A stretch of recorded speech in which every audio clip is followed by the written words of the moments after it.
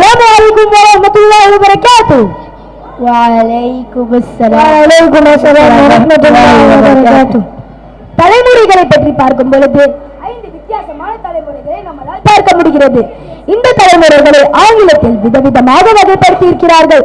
உதாரணமா 1980களில் இருந்து 94 வரைக்கும் உள்ள தலைமுறை ஜெனரேஷன் ஜி என்றும்,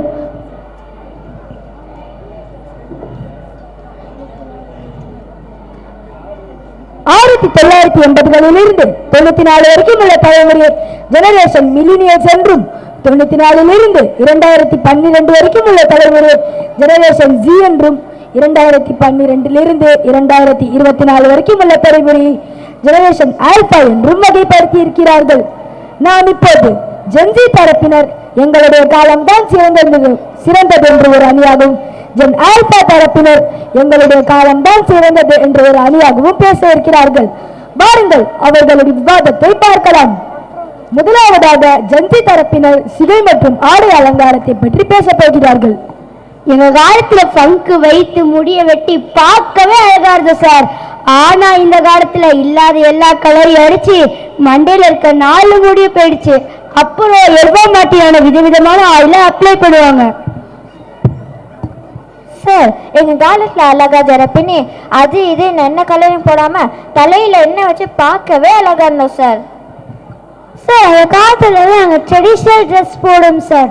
பாவை தாவணி புடவை போன்ற ஆடைகள் எங்கள் உடம்பை முழுவதும் மறைப்பது மட்டும் இல்லாமல் மற்றவர்களின் தவறான கண்ணோட்டத்தில் இருக்காது சார்.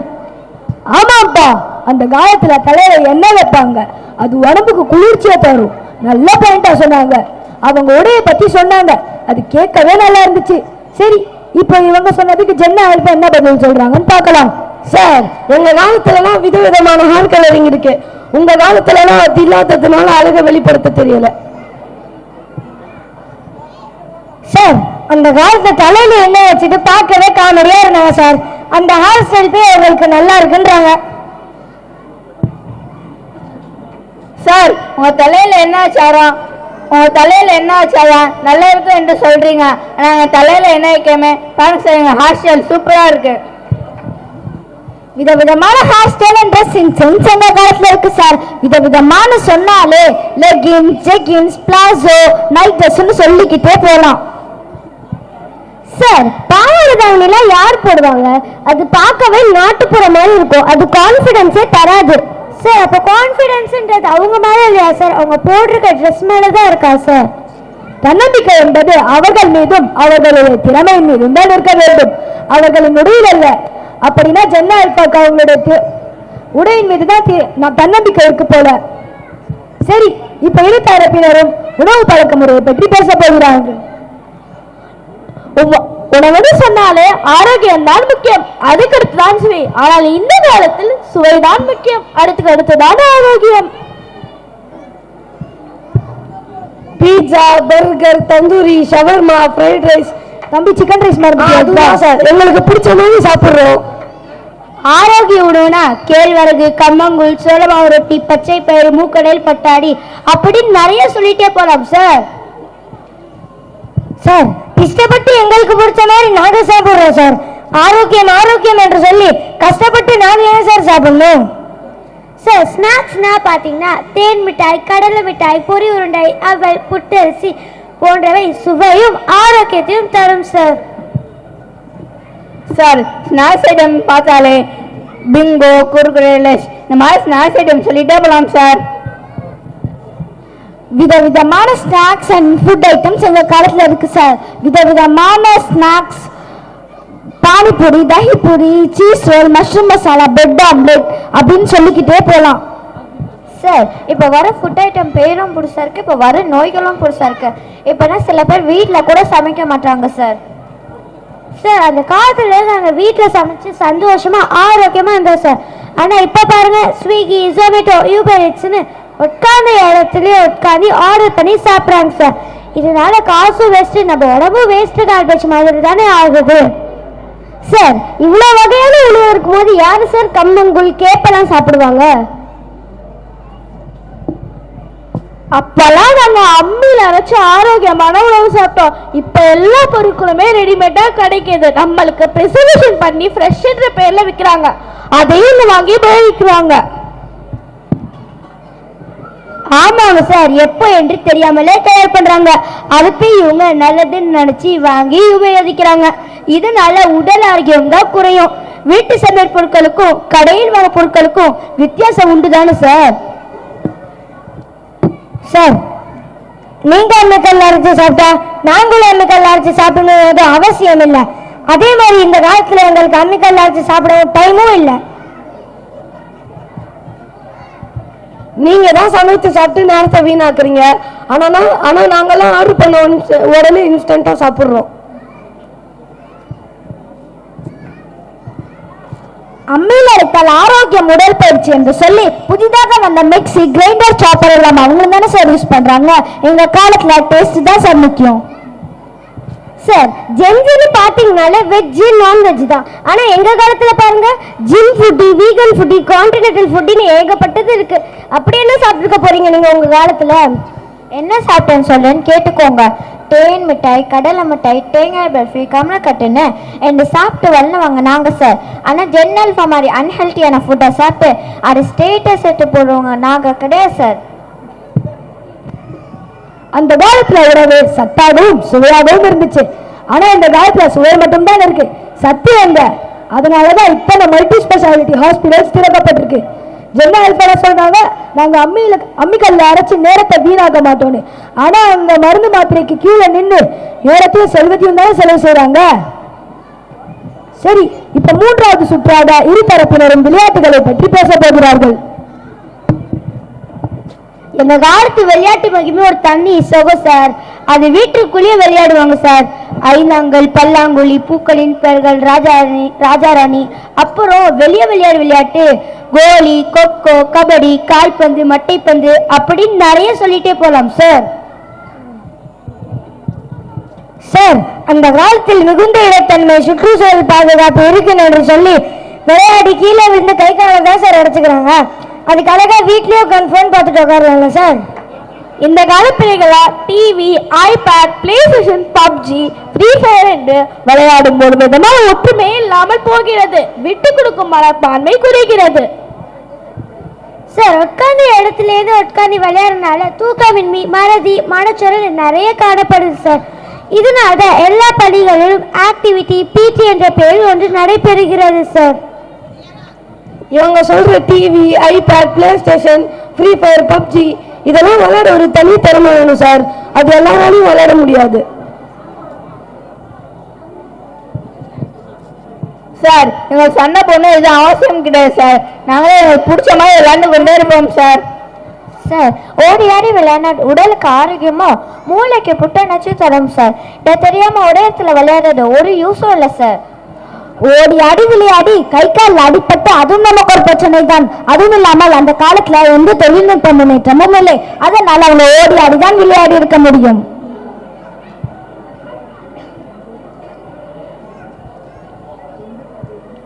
விளையாட்டுகள் என்று சொன்னாலே அவுட்டோர், இன்டோர் என்று பலவிதமான விளையாட்டுகள் இருக்கு. அப்போதான் எல்லாரும் ஒன்னா உட்காந்து பேசவும் விளையாடவும் செஞ்சாங்க. அதனால உறவினர்களுக்குள்ள ஒரு ஒற்றுமையும் பிணைப்பும் இருந்தது அப்படின்னு ஜென்னா அல்பா சொல்றாங்க, ஜென்சி சொல்றாங்க. ஆனா ஜென்னா அல்பா என்ன சொல்றாங்கன்னா, வெளியே பிள்ளைங்களோட விளையாண்ட சண்டை வரும் இல்லையா, அதுக்கு ஆளுக்கு ஒரு போனை கொடுத்துட்டா பிரச்சனையே இல்லை பாருங்க, எங்ககிட்டயும் திறமை இருக்கு, நாங்களே தனியா விளையாடிப்போம் அப்படின்னு ஜென்னா அல்பா தரப்பு நியாயம் சொல்றாங்க. சரி, இப்ப நான்காவது சுற்றாக இருதரப்பினரும் பலத்தின் அருமை மற்றும் உதவி செய்யும் மனப்பான்மையை பற்றி பேச போகிறார்கள். அலட்சியமான பேசுதான் வாழ்க்கையின் புரிதல் என்னவென்று தெரியாமல் தவிக்கின்றன. எங்கள் வாழ்க்கை என்னவென்று குழந்தை பருவத்திலிருந்தே பார்த்து கேட்டு பக்குவப்படுத்திக் கொண்டோம். உழைப்பை நாங்கள் மதிக்கிறோம் சார். உழைப்பின் வழி கடின உழைப்பு பற்றி எங்களுக்கு தான் சார் தெரியும். சார், எங்களுக்கு தனித்திறமை உள்ளது சார். ஸ்மார்ட் கேஜெட்ஸ் பயன்படுத்தி ஸ்மார்ட் ஒர்க் பண்ணி நாங்க முன்னேறோம் சார்.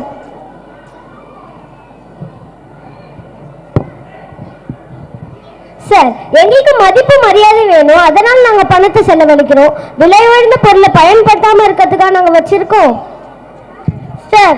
பணம் உட்கார இடத்துலேருந்து வருதுன்னு சொல்லி எண்ணத்தில் பேசக்கூடாது சார். கோபம், மதிக்காத குணம், பிடிக்காத குணம்லாம் ஜென் ஆல்ஃபா தான் சார் நிறையா இருக்கு. எங்களுக்கு மற்றவங்களை எப்படி மதிக்கவும் தெரியும், மரியாதை செலுத்தவும் தெரியும் சார்.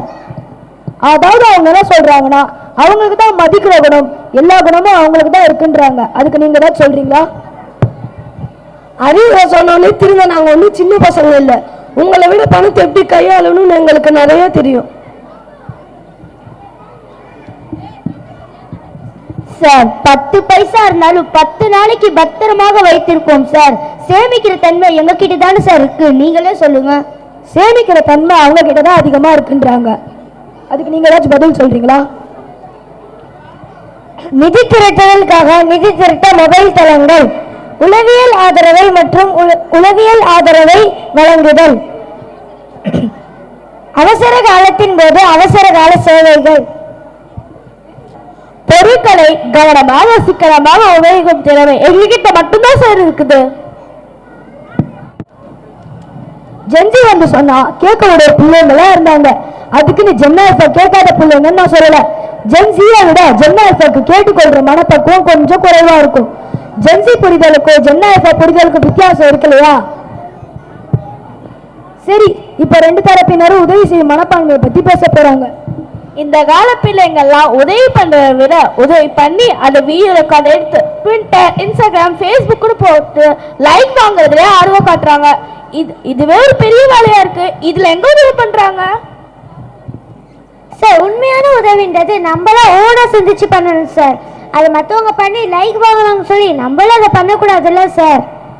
ஏன்பா நீங்க பண்ற உதவியை ஸ்டேட்டஸ்ல போட்டா காட்டணும்?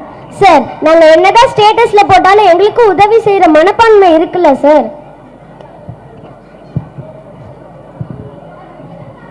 நாங்க உதவி செஞ்சு வீடியோ போடுறது எங்களை பார்த்து மற்றவங்களும் உதவி செய்யணும் தான். இது ஒன்றும் தப்பு இல்லையே.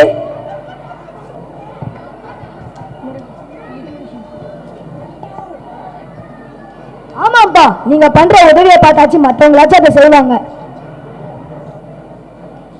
ஜென்சி ஜென்ஆல்ஃபா கூட பேசணும் அப்படின்னா ஸ்கிரீனை பார்க்காத, வாட்ஸ்அப் பார்க்காத, யூடியூப் பார்க்காத, நம்ம பிசிக்கல் ஆக்டிவிட்டிஸ் பண்ணு அப்படின்னு சொல்றோம். ஆனா அது எப்போ ப்ராக்டிக்கலா இம்ப்ளிமெண்ட் பண்ண முடியும்? அதனால வெளியே கூட்டிட்டு போனாலோ கிரவுண்டுக்கு கூட்டிட்டு போனாலோ நீங்க உங்க பிள்ளைங்களோட தயவு செய்து நேரத்தை செலவு செய்யுங்க. நம்ம வாயால பேசி பிரயோஜனம் இல்லை, மற்றவங்க தலைமுறைகளை பத்தி பேசணும். அது எப்படி கொண்டு வர்றதுன்னா பிசிக்கல் ஆக்டிவிட்டிஸோட சேர்ந்து நம்மளும் டைம் எடுத்துக்கணும். கேம்ஸ்ல இருந்து நிறைய விஷயங்கள் கத்துக்கலாம். அதை எந்த ஸ்கிரீன்லயும் ரீல்ஸ்லயும் யூடியூப்லயும் கத்துக்கொள்ள முடியாது. இனி நீங்க உங்க பசங்களை போய் பார்க்கும்போது அவங்க ஸ்கிரீன்ல இருந்தாலோ வாட்ஸ்அப்ல இருந்தாலோ இன்ஸ்டாகிராம் ஃப்ரெண்ட்ஸ் கூட இருந்தாலும் தயவு செஞ்சு அந்த தலைமுறையை தப்பா பேசாதீங்க. ஏன்னா அந்த விஷயங்கள் பிறந்து வளர்ந்ததுல இருந்து அவங்க பார்த்து கொண்டு வராங்க. அவங்க அதை அணுகிற விதமே வித்தியாசமா இருக்கும். அது பற்றிய புரிதல் நிலையில இருந்துச்சு அப்படின்னா அவங்க கூட தொடர்புல இருக்கிறது சுலபம். நீங்க அவங்க கூட ஒன்றிணைஞ்சு போகணும் அப்படின்னா நீங்க உங்க சொந்த அமைப்பை உருவாக்கி கொள்ள வேண்டும். அது பேரண்ட் ஆனாலும் டீச்சர் ஆனாலும் அவ்வளவு ஈஸி கிடையாது. ரொம்ப வித்தியாசமான ஜெனரேஷன் ஜென்சி இருக்காங்க, ஜென் ஆல்ஃபா இருக்காங்க. அதை மட்டுமே மைண்ட்ல வச்சு அணுகுங்க, வாழ்க்கை சிறப்பாக அமையும்.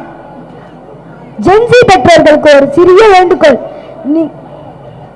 நீங்க உங்க ஜென் ஆல்பா பிள்ளைகளோட அதிக நேரம் செலவு செய்யுங்க. அப்பதான் அவங்களுடைய பொண்ணான நேரத்தை அந்த செல்போன்ல செலவழிக்கிறத தவிர்க்க முடியும் அப்படின்ற கருத்தை சொல்லி இந்த நிகழ்ச்சியை முடித்துக் கொள்கிறோம். ஜஸாக்கல்லாஹு வரஹ்மத்துல்லாஹி